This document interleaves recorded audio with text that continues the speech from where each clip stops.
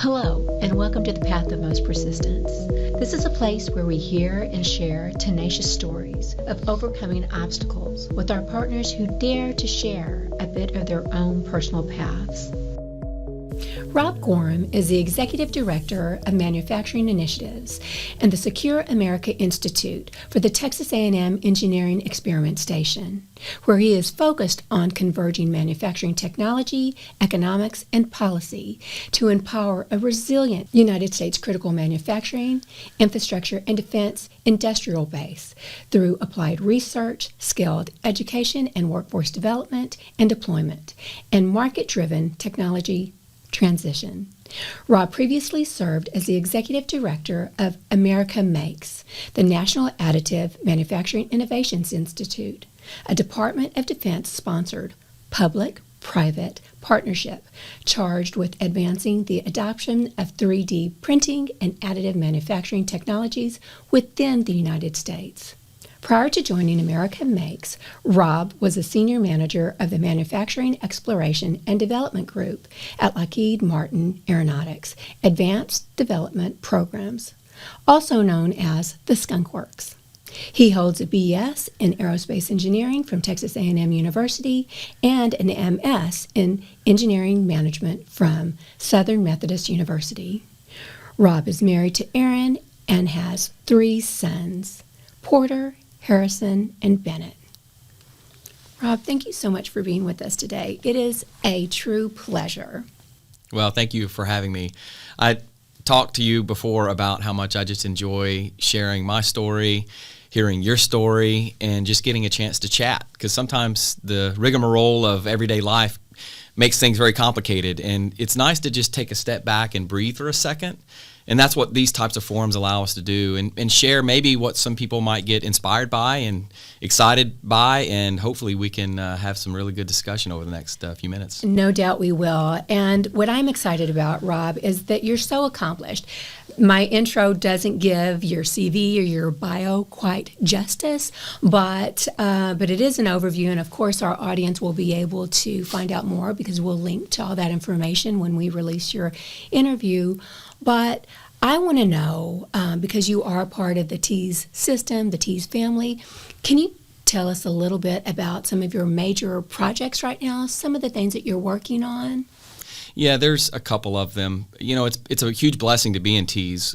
My prior work really allowed me to appreciate the power of public-private partnerships, and sitting inside the Texas A&M University system, specifically in TEAS as a state agency, has really afforded not just me but our whole team and really the state agency to tackle a couple of really big projects sponsored by, for example, the Department of Defense. 2 in particular that we're really excited about is around workforce. The Department of Defense believes that there's huge issues, not just looming, but that are here today around specific skill sets. We think that there's a major issue right now with the manufacturing pipeline, specifically the middle skills. And there's all kinds of reasons why that's a challenge. We have actually a huge challenge in the state of Texas because we're growing so fast, we can't actually keep up the workforce. And so the DOD has blessed us with a very large program to basically train all over the state of Texas middle skills, specifically to support the manufacturing industry. We call that our Texas Workforce Development Program. Yes. Thank you so much. And just for the sake of our audience, DOD. Department of Defense. Thank yes, you very much. And my whole career, Valerie, has been in DOD-related, defense-related national security programs, and so I use acronyms all the time. So forgive me, because we designed airplanes using acronyms and PowerPoint, and so that's kind of funny. And that's what we do here. I think in all levels of education, we speak, we live in acronyms. Yeah. But I always try to be cognizant of the fact that maybe some in our audience aren't so much fluent in that area. But one more question, just for clarification for the audience: middle skills. Can you describe to me, the audience, what middle skills are? Yeah, for us, you know, when we think about manufacturing and advanced manufacturing, it's very easy for people to think about, hey, how do you run a machine? How do you run a 3D printer? How do you run a computer numerically controlled machine to go take metal out of a block and turn it into a shape? But the reality is there's a lot of other skills. Things as simple as how to hold how to do a good resume, how to actually be respectful to your bosses, how do you actually start to translate being a good employee when you're inside of a factory to what that means when you walk into an engineering shop, an engineering floor, and you're talking to a bunch of folks that are actually in some very sophisticated trains of, modes of thinking. So for us, middle skills can be just how to be a better employee in general. And we are learning, a lot of our employers are saying that's a major issue. Yes. It's not hard to hire them. It's hard for them to become part of the family with which they've been hired into and contribute in a way that's valuable. So that's sort of the way we think about middle skills. Certainly Dr. Lawley within Tees has probably got a way better definition than me, but I'm not a middle skills expert. I just know that that's one of the areas that we're focused on. Well, and that's wonderful, and that's one of the real treasures of having you here today, because you're in alignment. Everything that you're doing, of course, us on a smaller scale, we have that same mission, that same interest, and so having you with us is valuable to hear your perspective, and to maybe we can learn and take away a few golden nuggets. But to me, what is very interesting, and forgive me because I'm going to go all over the place, but to me, what is quite interesting, in just the brief introduction that I gave for you, you have this background in aeronautics, and then now you're here in Tees, and you're in manufacturing. It seems as though you have your hand, your pulse. You're very much connected to everyone, everything. How is that possible, Rob? I mean, how is it that you have this background that's already quite accomplished and impressive, but now you're at the level of working with Tees as the statewide agency, working with workforce development and the DOD? How does that all fit into the day-to-day lives of maybe some in our audience, but also maybe for institute centers such as ours, the Nuclear Power Institute? What can we learn from you, your efforts? Yeah. I gave a TED Talk in 2013, and I want to start by answering your question by starting there. Yes. In my TED Talk, I was very vulnerable, talking about how I struggled in school. I really wasn't great in sports. Even when I got into A&M, I went back as kind of a joke and looked at my grades my first 2 years, and they weren't really very good. And I bring that up because I was very introverted coming out of college. I didn't know how to really hold a conversation with anyone. I was your sort of traditional stereotyped engineer who just wanted to sit there and just do good design work. But I got hired into Lockheed Martin, and I started running a charity golf tournament.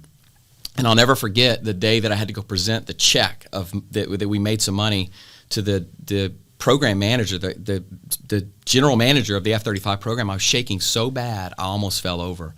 And I got assigned a mentor. His name was Chuck Artyomovich, and big TCU fan. I'll never forget that.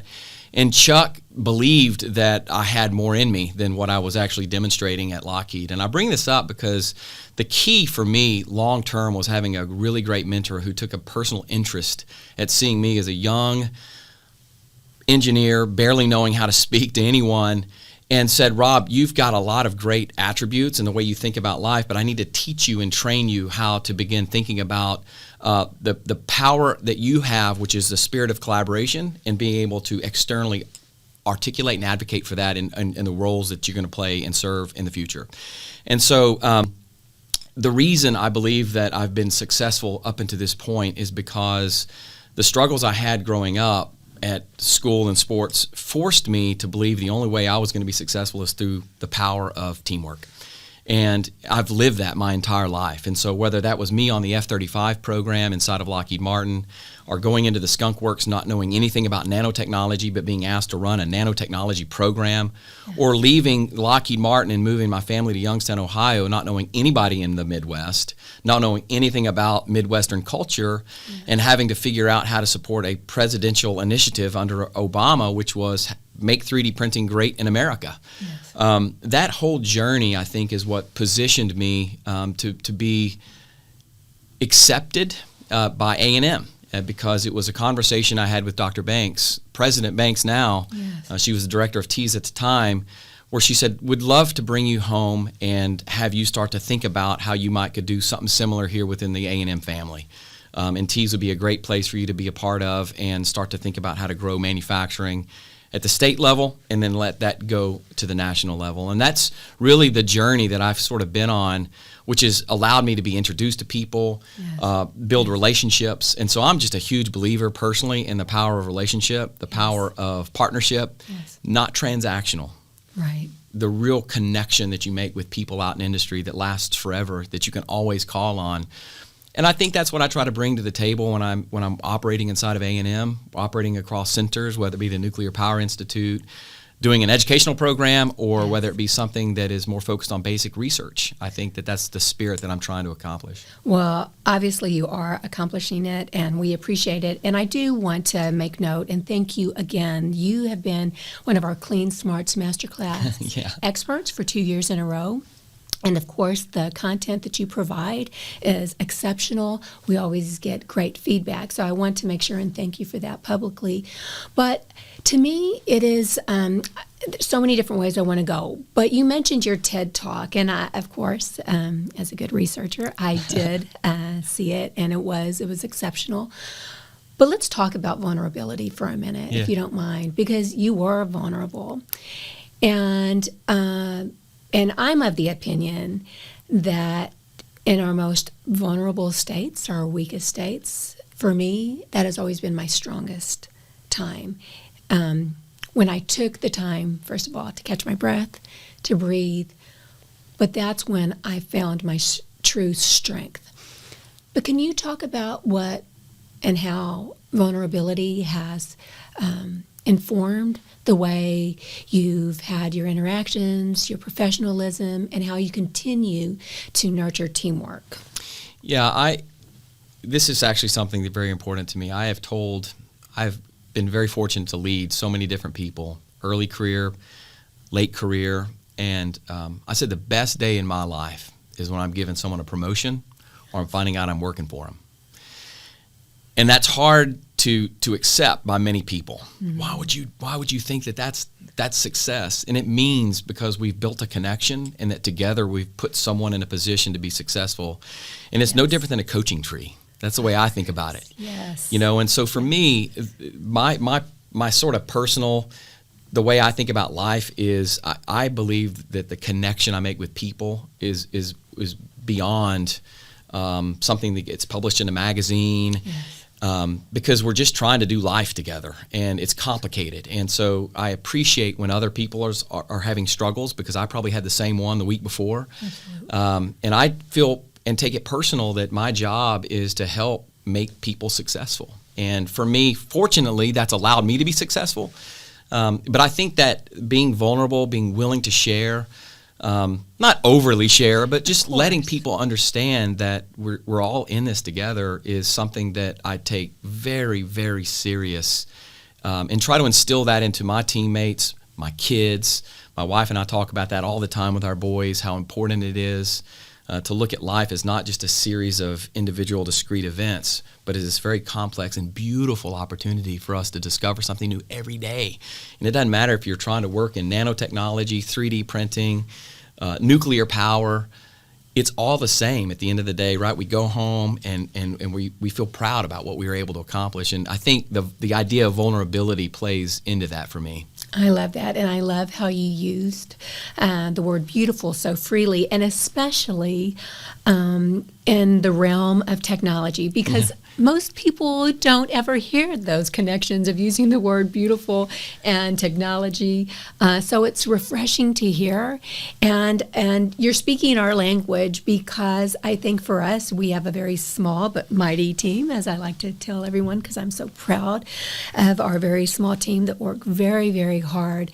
And for me, I think that is the beauty of working with a team and having the privilege of being able to lead in some capacity, is seeing others that you work with do well. Yeah. And for me, and maybe this goes back to my years of being an educator, it's when maybe a colleague or, again, a friend, whoever it might be, when they realize something about themselves, or they realize an ability, a capability, or and maybe in some of our discussions today in a way that they can collaborate. To me, those are the beautiful moments when you see the possibilities. So when you talked about the new position or working for someone, that really resonates with me. So I love hearing you say that. And again, from someone from your stature, it's so important for the general audience to hear that, because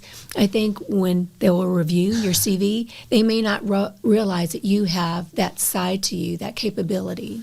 Well, it's interesting because every day there are firsts that are around us, and we don't realize it. It's our kid taking their first steps. It's our first kid graduating college. It's one of our loved ones that's doing something for the first time that you didn't expect them to be able to do. Yes.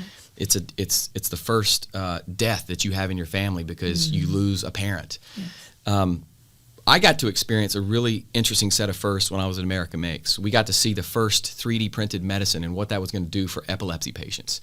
We got to see the first 3D printed part that was put in space and actually done by a high school student through a competition where they actually 3D printed a tool on the International Space Station. I got to see the first 3D printed Federal Aviation Administration certified structure that went onto a commercial airplane. And I think that is one of the things that we take for granted is when we go home and we forget to take a step back and realize, when I use the word beautiful, it's because all of these things are happening around us and we don't take enough time to appreciate what we just witnessed. And one of the amazing parts about being here in Tees and just in A&M in general is we're surrounded by this constantly. It's every minute there's something new that's happening.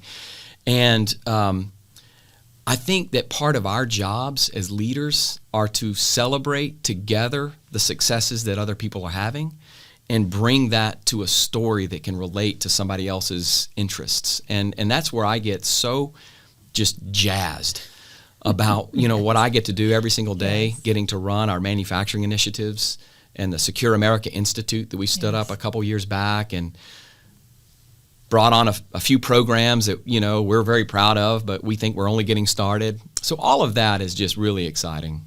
It is exciting, and I love learning about all the new endeavors that you all are working on and the projects. And of course, as I mentioned before our talk, we need to make a more close tie, which I will be very intentional about. But I think, too, Rob, I think about when you speak about leadership, because I'm fascinated with leadership. I've spent a lot of time studying leadership, but I want to hear your perspective on perhaps the difference between leadership and management. Yeah. Is there a difference for you? And if there is, what are those differences? There's a huge difference, and we need management. We need to be able to manage to good project schedules, and we need to be able to control budgets, but that is not leadership. Leadership is, in my opinion, setting inspiration and vision. It's being a role model.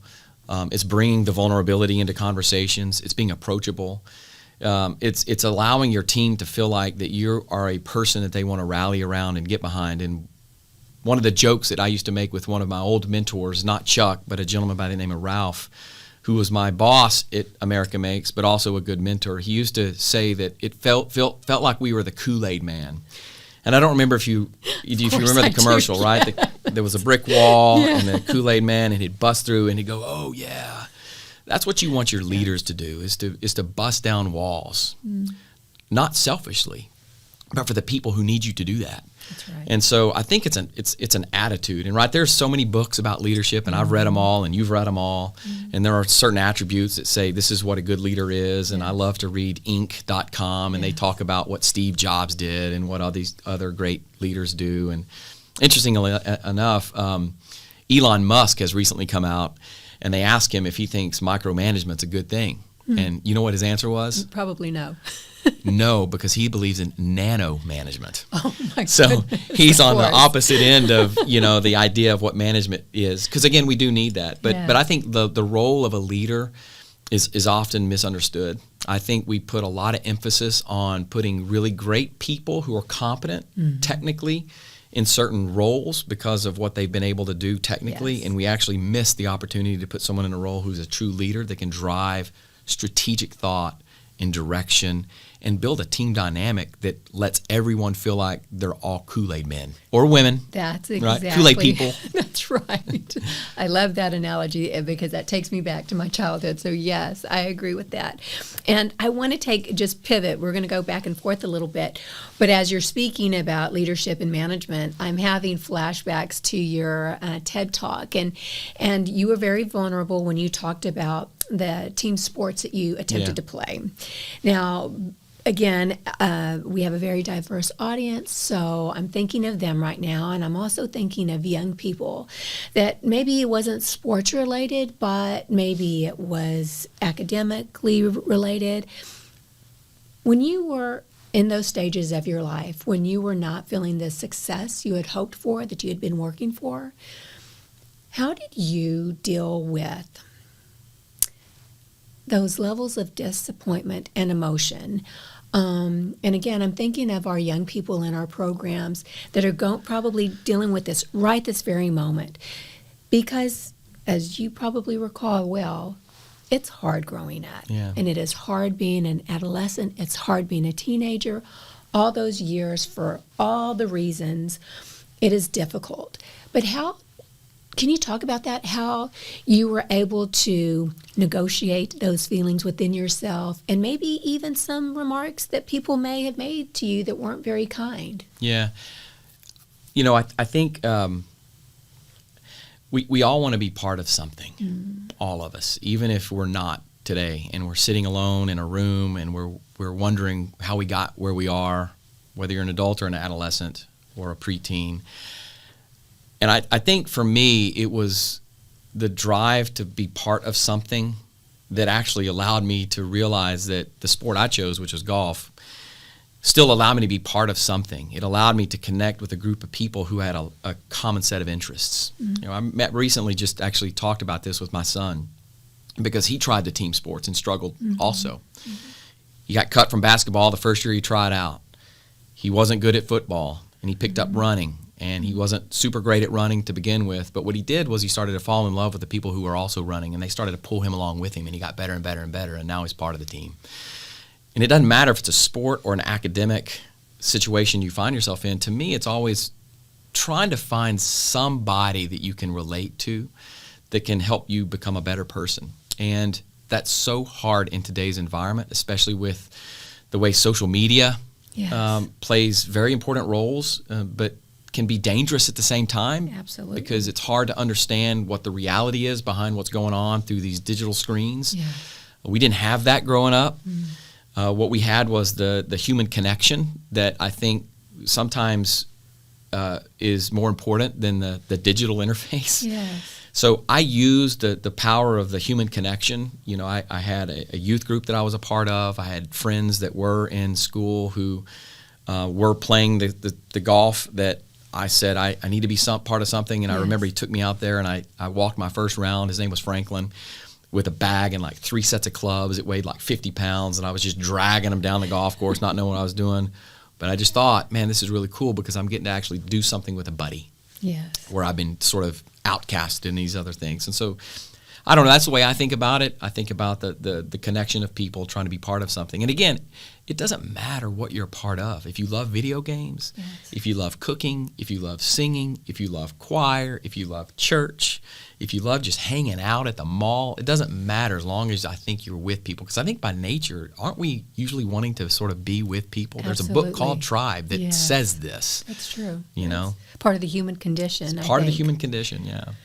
And just to take a step further into that, going back to the comments that you made about, presenting and just being so nervous, but, you wanting to make that presentation, I'm wondering, again, sometimes especially at the beginning of our careers, or maybe even when students are still in school, they have those experiences where they made themselves vulnerable. This was their chance to maybe shine a bit. Yeah. but they maybe didn't go as well as they thought, or maybe those nerves really got the best of them. What was some of that self-talk, or maybe that's not what you called it, but how did you continue to force yourself to go in that direction? I mean, I know you wanted connection and you wanted to be part of something, but there are times where we all have to stand alone. Just now, you're sitting over there with that mic all by yourself. How do you talk to yourself in a way that you don't really feel comfortable, but you want to do it? You know you can do it, but you just have to get through it. There was a documentary I was watching not too long ago on Netflix, and I'll never forget because it was so powerful, just because of the situation I find myself in with boys and a team that were growing inside of my institute, et cetera. And it said no one ever started at the top of the mountain. Yep. And none of these large companies started that way. They started with usually one or two people in a garage somewhere. Mm-hmm. Everyone has to start somewhere, and they have to fail over and over and over again.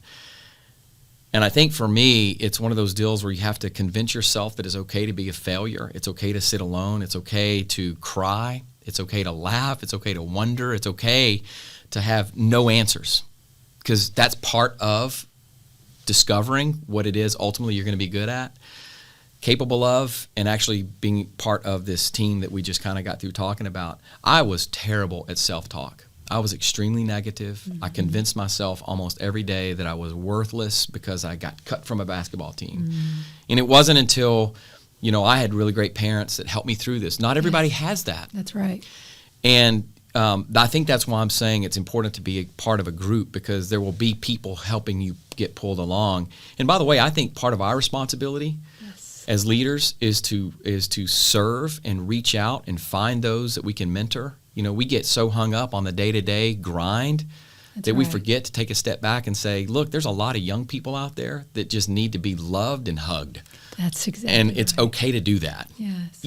And I think that's so important. But the self-talk part of it that you just asked about, I think is one of the hardest things in the world to get through. I'm watching my kids deal with it right now.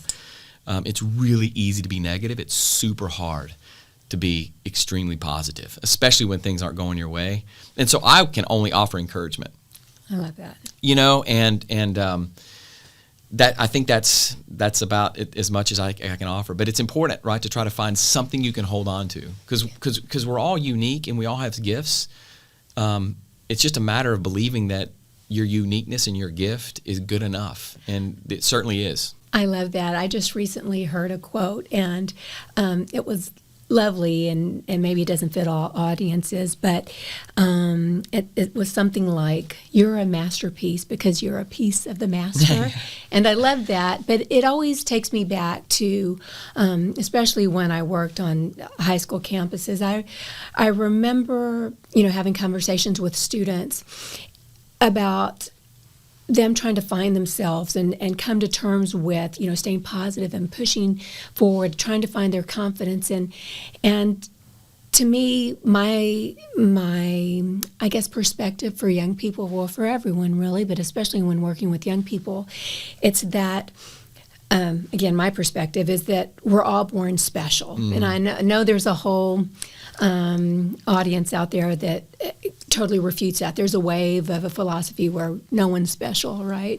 But my perspective is that we're all born special, but it's those of us who choose to believe every day that we are special. And if you acknowledge that and accept that and work toward that, even though you may not always feel it, that's where you'll be able to accomplish that you are special because maybe you said you were, but because you have a purpose, you want to do more.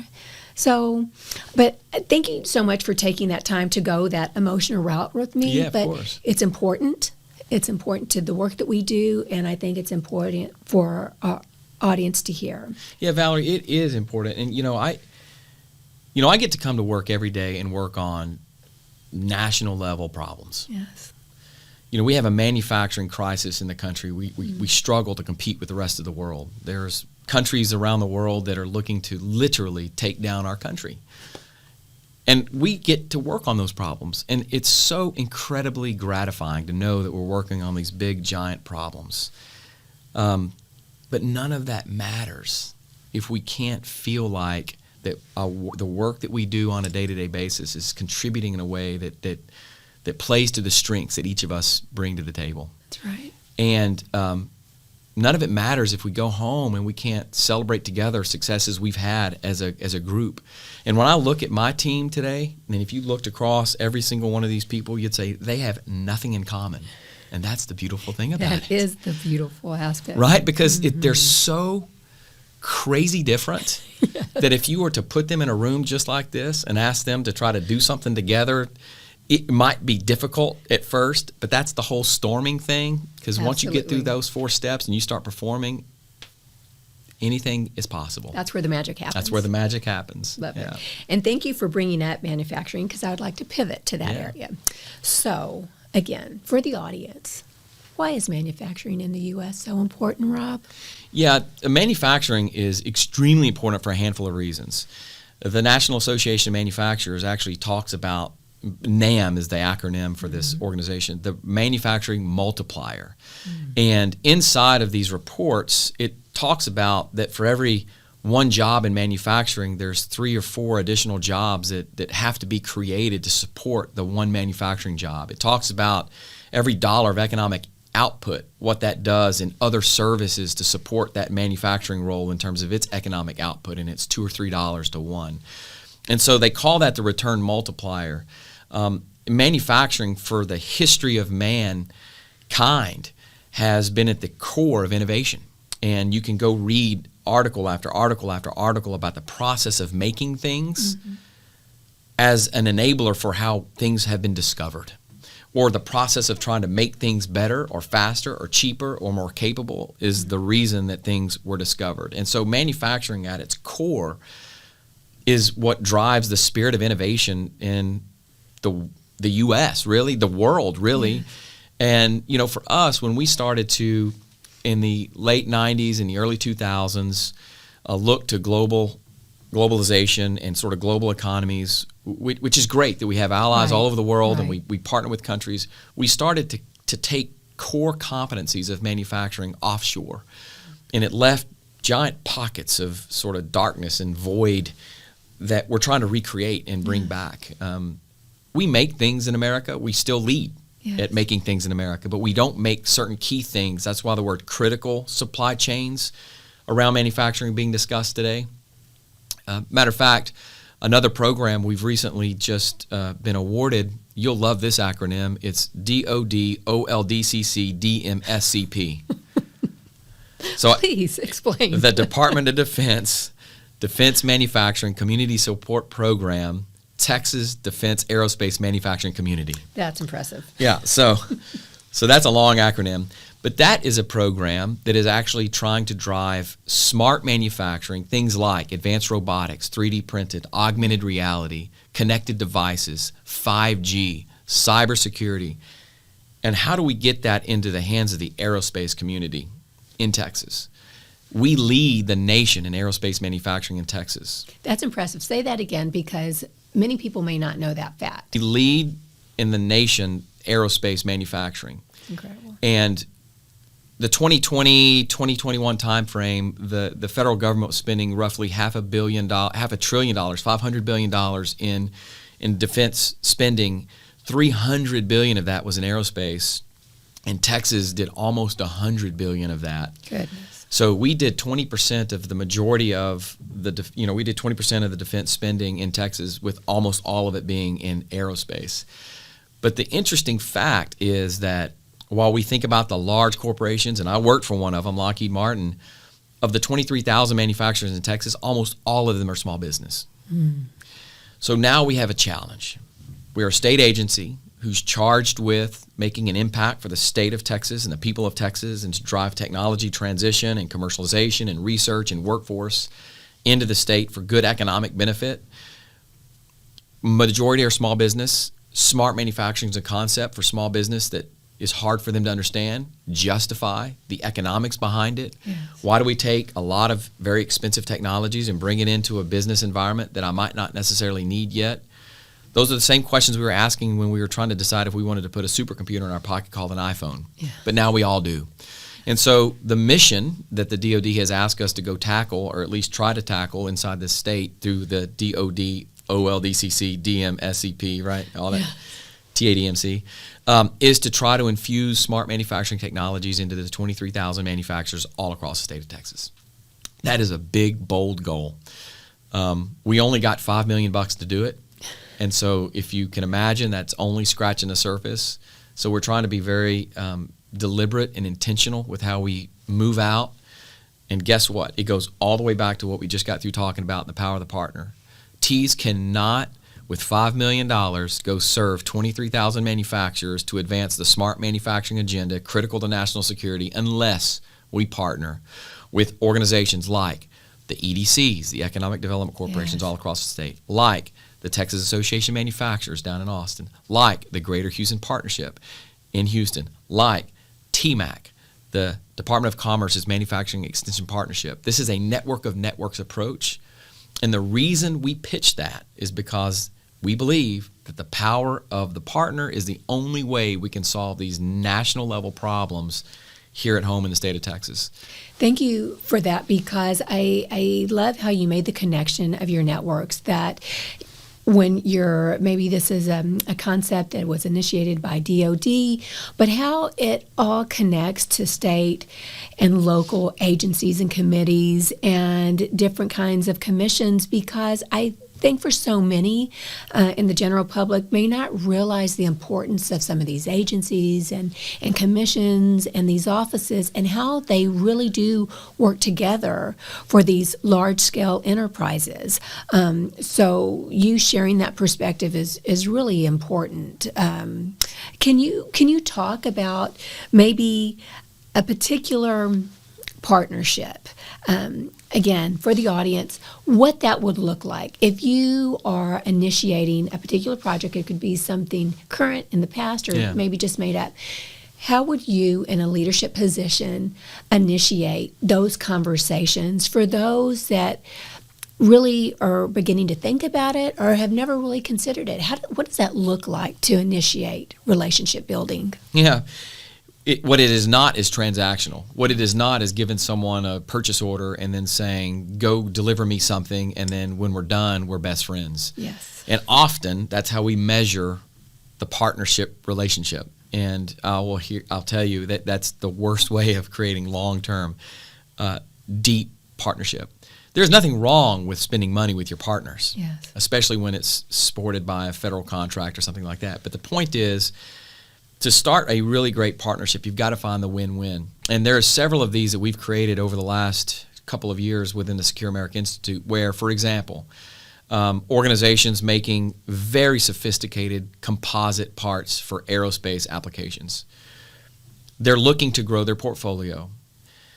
We happen to be an organization that, because we work for Tees, that is charged by the state of Texas to make an impact to organizations like that I'm referring to. And we start to realize that through the support and the partnership together, they could begin to look at new automated ways to make their composite process more affordable, more productive. And what does that mean? Does that mean that we're automatically entering into a research program? Not at all. What it means is that we're looking for like objectives that we can go raise money around through investments at the federal level, at the state level. It means that we're sharing in stories together, that we're writing each other in and talking about what we're doing to support the aerospace industry through composite manufacturing. It means that we're standing arm locked in trade shows, bragging about the great work that we're doing together. And you start to realize that no financial transaction has happened, yet we're literally going out and trying to talk about how we're changing the world together on a certain technology area, in this case it being composites. And this is a true story. We're doing this right now. Will it lead to a program of record with funding? Absolutely it will, because we've bought into the idea that the partnership for the long run is good for the business, and it's great for what we're trying to accomplish as an agency. And those two things together makes the state of Texas excellent. I love that. I love that hearing, especially as a Texan. So it's good stuff. So of all your projects, your initiatives, all the things, which one is a standout for you? Which one maybe perhaps are you most proud of? I think that, well, first of all, I'm proud of all of them. Yes. But I'm really, really proud of the one that we got to partner with Cindy Lawley on. Dr. Lawley and the workforce initiative she's got going on, I think, is really special. And the reason is because it starts with K through 12. It goes into the community college. It goes into higher education. But then it goes to the workforce, and it looks at unemployed workers. It looks at underemployed workers. It looks at retiring veterans. It looks at upskilling workers who may be sitting in a relatively low-wage job and giving them an opportunity to learn a new skill. And all of that tied to national security needs because it's sponsored by the Department of Defense. I'm really proud of that one. Manufacturing is always going to be my passion, but the manufacturing workforce is still something very, very important. And Cindy and I joke, we've got such a great relationship. She said, well, we would be great on the same team, but you're busy off running your thing and I'm busy off running my thing.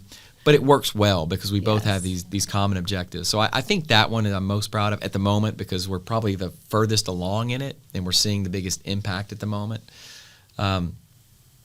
By the way, that program is leading to some really great opportunities to highlight T's through some really awesome visits coming up by some senior level defense officials that are going to be coming and visiting and getting to be tied into things like the Bush Combat Development Complex. All of that still requires a great workforce component to it. And so I think that's probably at the moment my most favorite one. Fantastic. And I'm trying to be aware of the time. Time seems to escape me in this room, but just to turn a little bit more, again, to the personal side of things, you have 3 sons, and as they look at you, what do you want them to see of you when they look at you, Rob? I want them to see a role model that is their dad, but is someone that they can look up to say, while life is hard, life is not overcomable. And I believe that's what they see. And it goes with when they have a problem working a math quiz or an art project, and they're frustrated and they're flipping out about not knowing how they're going to do their thing. It's very easy to get frustrated at that whole dynamic because you want to blame the teacher, you want to blame the Texas Education Agency, you want to blame all these things, right? Yes. Because there's requirements being levied on the kids. And what I want my kids to understand is that there are no excuses, right? We all have bosses, we all have requirements, and our job is really great people is to figure out how to work within those constraints. And I think that's something I try to instill in my children. And it's starting to show up on the basketball court, on the track, and it's starting to show up in the academics. And if I can leave that with my children, I think I'm going to be very, very happy. And my wife and I talk about this all the time, about how important that is, because I don't know if we teach that enough for the young people, that things are always going to be hard. Right. Always. But for me, I believe my job and what I want them to see out of me is that there's always an answer. You just have to look harder sometimes to find it. No doubt they do. So as we begin to wrap up, is there anything that you would like to talk about that maybe I haven't touched on, or any other comments that you'd like to make as we close? A couple things. I just think that the more we can have these conversations, Valerie, the better.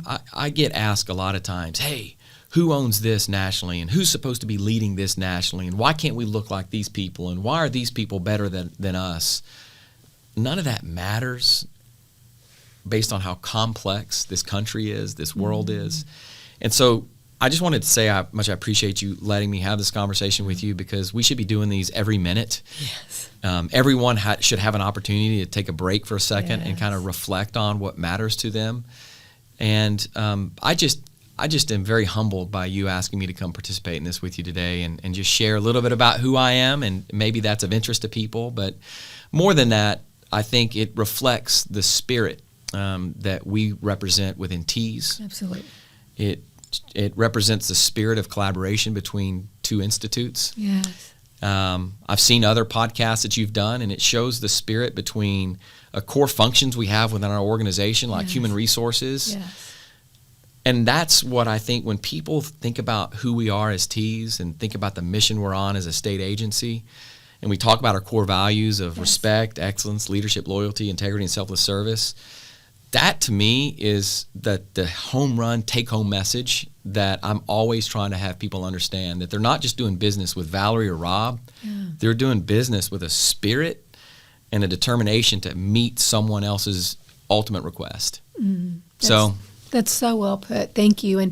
And as our guest, we are so honored, as I said at the outset, that Rob, it is such a joy to work with you. Your passion is unmatched, and your desire to collaborate and innovate is contagious, and it's such an honor having you here. And to all those that are listening, I think it is important to have these conversations because, as you mentioned, our agency, the system, is filled with these amazing people that feel quite normal and simple, but all of us working together is a beautiful thing. So thank you for always having that spirit of collaboration and your generosity in time and talent. It's a wonderful thing. Yeah, thank you for having me. I really appreciate it.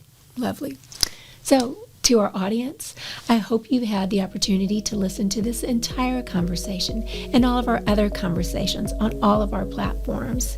And like Rob, I hope we all allow ourselves to feel vulnerable so that we can feel strong and accomplished. Thank you and have a wonderful day.